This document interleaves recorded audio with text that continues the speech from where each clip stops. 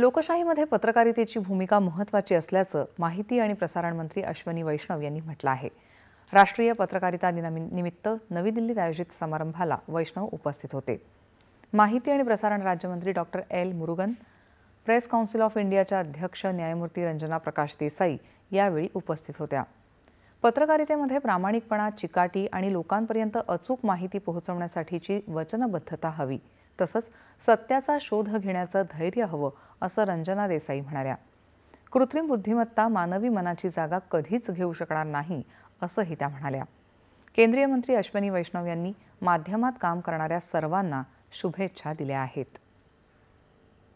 सबसे पहले national press day पर complete press end media के जगत में जितने भी काम करने वाले हैं, जितने भी लोग जुड़े हुए हैं, उन सबको मैं बहुत बहुत हार्दिक अभिनंदन करता हूं, बधाई देता हूं।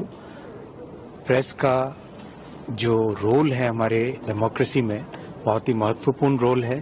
इसीलिए आज नेशनल प्रेस डे पे मिस इन्फॉर्मेशन को कैसे काउंटर करें, प्रेस की क्रेडिबिलिटी को कैसे स्ट्रेंथन करें, उस थीम पे व्याख्यान रखा गया था।